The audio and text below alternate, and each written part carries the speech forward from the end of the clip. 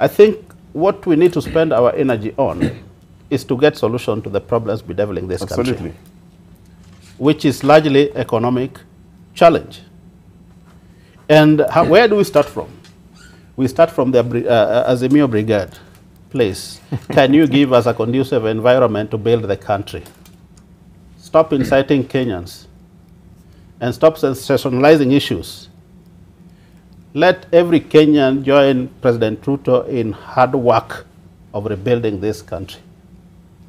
We have the problem of exchange rate. Our shilling is sliding. What is the problem?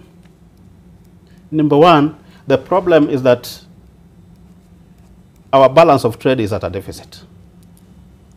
We are importing more than we are exporting.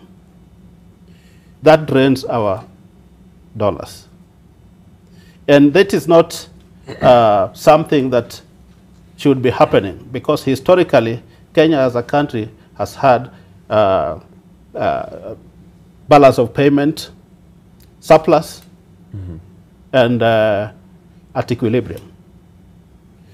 What we need to do is to work harder so that we can produce more and export more and earn more. Number two, you complain that the president is ever globetrotting. The president has realized that he needs to attract investment into this country. And indeed, records show that he has attracted a lot of investment, and he continues to do that. Without attracting the foreign direct investment, we will not show up our shilling. The next thing we need to do is to reduce our expenditure. And indeed, we have tried to reduce our expenditure. There's very little expense going out here if you look at the Kenyan economy. And that is good insofar as it is stopping us from borrowing more, but it is suffocating the economy. Last but not least. Sorry, what expenditure have we cut back on?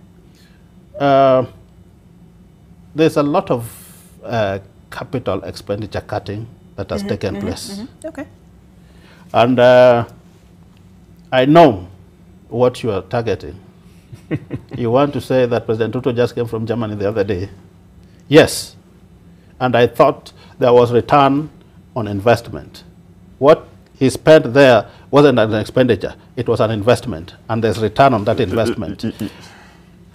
When he was in Germany, I was following his Twitter handle. He reported that Kenya has now received 1.8 trillion, an amount that would go in a long way in cushioning our foreign... As loan? As loan, yes. Okay. Which is cheaper than the Eurobond that was squandered. How else would you expect him to pay that Eurobond? You know. It is by... borrowing more. Let me explain to you, Ogindo. Okay. You borrowed 2 billion USD, Eurobond. If you are to pay it in Kenya shillings today, that would be 300 billion. What President Ruto has done is to look for a cheaper loan to pay it, and pay that cheaper loan over a longer period. Fair enough. That manages Mheshimiwa. the macro Fair enough, Mheshimiwa. factors that you are talking about. I agree, but so I'm giving you the solution that Kenya needs, which as a me you need to join us in propagating. Okay. And what Kenya needs is Kenya needs to get back to productive mode. I agree.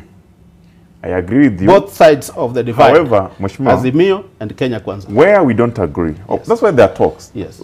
Where we don't agree is on this issue of borrowing, Olive. And you know, we shall judge you by your words, what you said.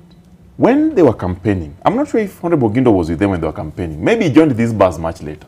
So he might not be in a position to defend this government. I was there. Okay, if you were there, you told Kenyans that you shall not borrow any more.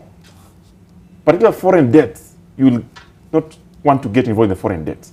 Today, I want you to tell Kenyans on this national TV who are watching you all over, how much have you borrowed since you joined this government?